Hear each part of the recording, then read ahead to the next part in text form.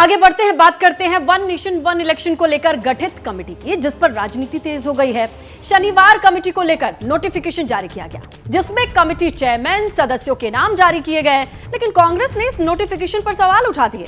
कांग्रेस नेता, लोकसभा में नेता विपक्ष अधीर रंजन चौधरी ने कमेटी में शामिल होने से इनकार कर दिया। अधीर रंजन चौधरी ने अमित शाह को एक लेटर लिखा है और उन्होंने कहा है कि कमेटी का सदस्य बनने से मैं इनकार करता हूं।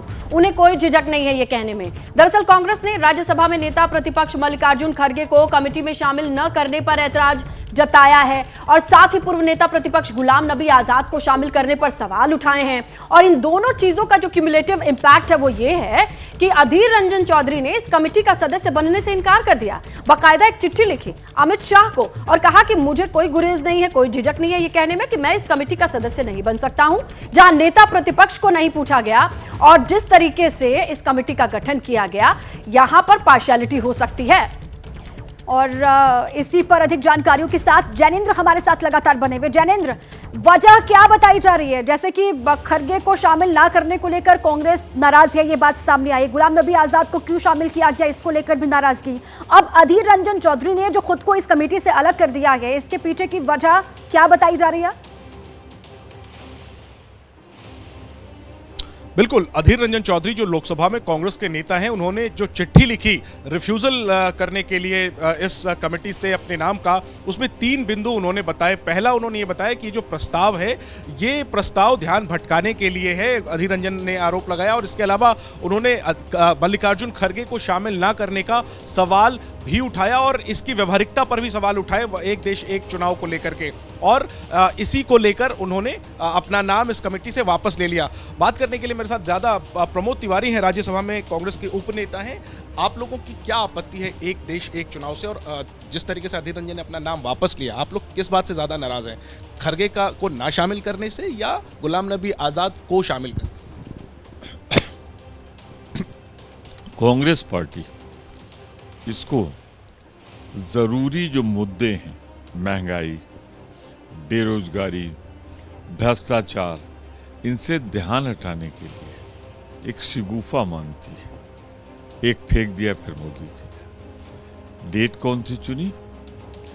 जब महाराष्ट्र में, मुंबई में विपक्षी दलों की बैठक थी। ना मालूम नहीं है मोदी जी को कि अगर एक सप्ताह का सेशन बुला रहे हैं, उसमें क्वेश्चन नहीं होगा, उसमें 0 आवर नहीं होगा, नॉन ऑफिशियल डे नहीं होगा, तो इन सब के पहले क्या उन्होंने सम्मानित नेता विरोधी दल श्री खड़गे जी से वार्ता की और दलों के साथ मिलकर आम सहमत बनाई भारत का संविधान बदलने के लिए? क्योंकि बिना संविधान बदले ये हो ही नहीं सकता। और भाजपा को अच्छी तरह मालूम है कि राज्यसभा में वो 2/3 तो छोड़ दीजिए, साधारण बहुमत के लिए दूसरों पर निर्भर करना पड़ेगा। तो ये सिर्फ एक शिगुफा, सिर्फ एक, मैं कह सकता हूँ, एक्सरसाइज है। इसके पीछे एक खतरनाक डिज़ाइन भी है और वो डिज़ाइन है आज वन नेशन वन इलेक्शन, कल वन पार्टी और वन लीडर। तो क्या चाइना से प्रभावित है मोदी जी या फिर किसी और देश का? पर लोकतंत्र विरोधी आचरण है उनका, साफ है।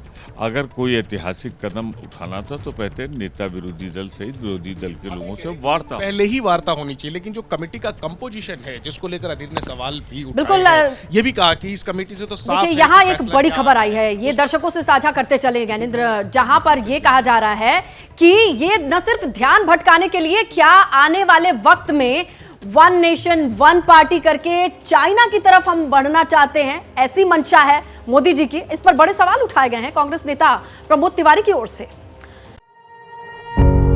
पत्रकारिता कोई इमोशन नहीं है, ना अपना कोई ज्ञान देना है और ना कोई विचार थोपना है। पत्रकारिता क्या है? पत्रकारिता का मतलब है सही जानकारी इकट्ठा करना और तथ्य बताना। पत्रकारिता आज जितने महत्वपूर्ण दौर में है, शायद पहले नहीं थी। इस दौर से निकलने के लिए सिर्फ सच दिखाने की जरूरत है, वो सच जो आपके हित को आगे रखे। इसलिए अब रात 9 बजे प्राइम टाइम नहीं होगा, ये आपका टाइम है। जगविंदर पटियाल के साथ देखिए पब्लिक इंटरेस्ट, सोमवार से शुक्रवार रात 9 बजे सिर्फ एबीपी न्यूज पर।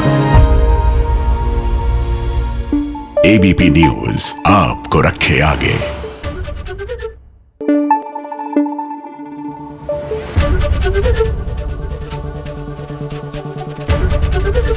एबीपी न्यूज आपको रखे आगे।